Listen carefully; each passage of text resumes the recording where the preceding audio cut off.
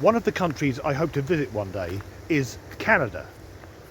I think the whole country looks absolutely stunning, and every Canadian I've met has been thoroughly pleasant. As a Brit, Canadians, they're a bit like Americans, but softer spoken and a bit less excitable.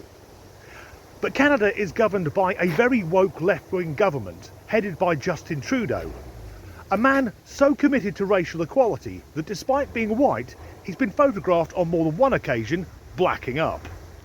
But the Canadian government have been forced to issue an apology after it committed something of a faux pas. Last Friday, President Volodymyr Zelensky of Ukraine was visiting to give a speech, and although there were rumours that his government used to be a little corrupt and he enjoyed parties, that's no excuse for Russia rolling tanks across the border and putting missiles into residential tower blocks. So once President Zelensky had finished giving his address, a member of the Canadian Parliament announced that among the guests was an elderly Ukrainian man who's lived in Canada for many years, who's also a decorated war veteran. Not of the current war, this guy fought in World War II. Sadly, people of that generation are now few and far between. But they were cut from a different cloth. They were made of tougher stuff. For example, if you cast your mind back 3 years to when the first COVID lockdown happened, here in the UK, first of all the conspiracy theorists came out to play. But there were people complaining their civil liberties were being taken away because in the middle of a pandemic, if like me you were furloughed, people were asked to stay at home on full pay with our massive televisions and our internets and our Zoom and Skype and our streaming services and as much pornography as anyone could handle. And we were only allowed out of the house once a day, and upon visiting a shop we were required to put a small piece of fabric over our nose and mouth. My God, wasn't it hell on earth? Let's compare that to British families living in the early 1940s, when routinely entire families would go to bed in the back garden in a kit-built air raid shelter that Dad had dug into the lawn because they felt that was safer than sleeping in the house in case the Luftwaffe came over and blew the street up. And if something bad did happen, the attitude then was just to get up and go to work. To turn up at work on a Monday and go, "Oh hello, I've heard Larry won't be in today, had both his legs blown off last night. Also, Agnes bought it when the filthy Hun dropped £1,000 on the community hall. We'll get you, Adolf." So of course the Canadian government would want to honour a Ukrainian man who I'm not going to name because I don't know his backstory, but a 98-year-old man who'd fought for Ukraine during World War II, a decorated veteran. He'd been a member of the Ukrainian 1st Division. However, someone in the Ukrainian government should have done their research, because the Ukrainian 1st Division only adopted that name in 1945, just before they surrendered. Until that point, they'd been better known as the 14th Division of the Waffen SS, a paramilitary infantry unit rumoured to be an elite Nazi death squad. For anyone who isn't aware, the SS were the branch of the National Socialist Party, better known as the Nazis, concerned with what they called the disgusting idea of racial purity. Their ideology was that natural Germans were Aryans, therefore the master race, and they looked down on all other races, in particular the Jews. And to join the SS in the early days, any man, and it was only men because the Third Reich wasn't an equal opportunities employer, would have to prove his family's history for generations to show he was a pure, quote, German. And if a man had so much as a filling, he couldn't join because then he wasn't perfect enough. However, once the war got going, the Waffen SS rapidly emerged. These were armed paramilitary units of the SS. Crucially, international law said that only German men could join the German army. But there was nothing governing paramilitary groups. So the SS, or rather Waffen SS, was made up of Germans, Austrians, soldiers from occupied territories, and even volunteers who went along with the Nazis' sick ideology.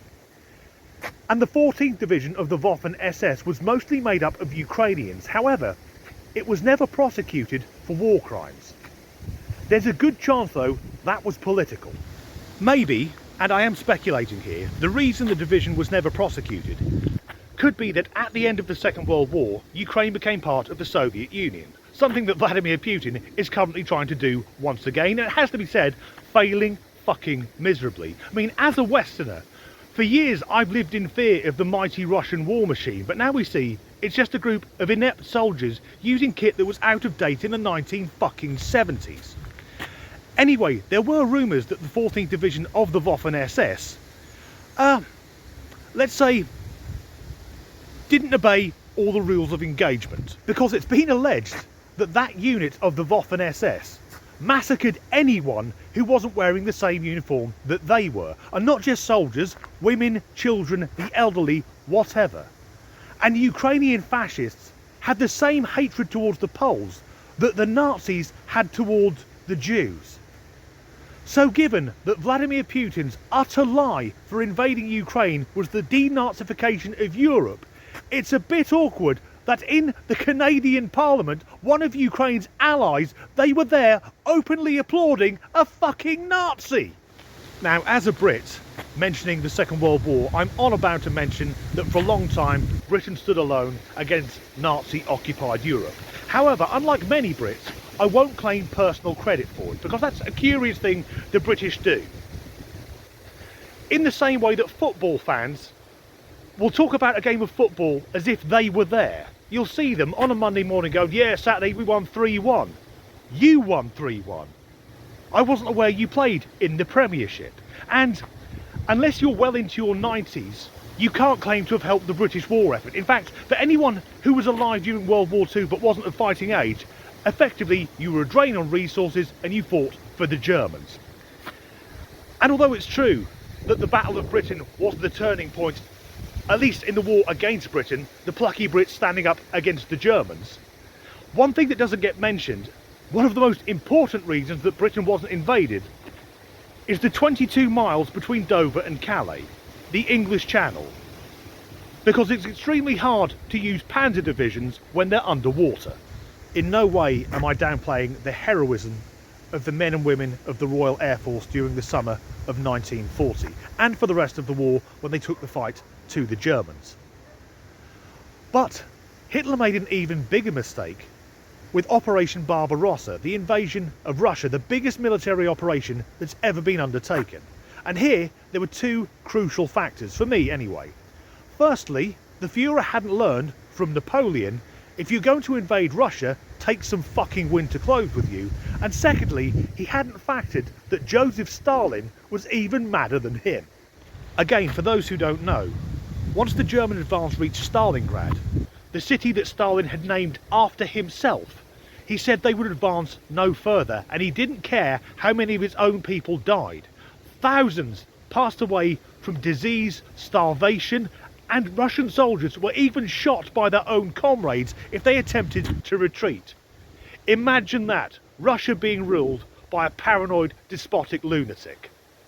How times have changed. I digress.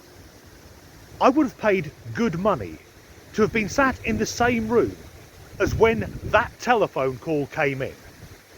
The telephone call explaining who the man was that the Canadian government were on their feet cheering at. Let's imagine it's a younger member of staff, someone not very important, because if they were important, they would have been in the main Parliament building. Hello? Yes, they're doing it right now, I can see on the monitor. They're on their feet, applauding. Yes, the veteran. He what? He fought for who? Oh, the guys with the death's head, the skull and crossbones. Used to hang people from lampposts. Oh, part of a death squad. I'll be sure to pass the message on. Unsurprisingly, this has been a PR disaster for the Canadian government. But not only that, for Putin's supporters, it appears to legitimise what he's saying. I mean, nothing that Putin says is true. The man is a psychopath. But is it just me? If you're organising something on a grand scale about a war veteran who left Nazi-occupied Europe in 1945, check what the fucker did in the war!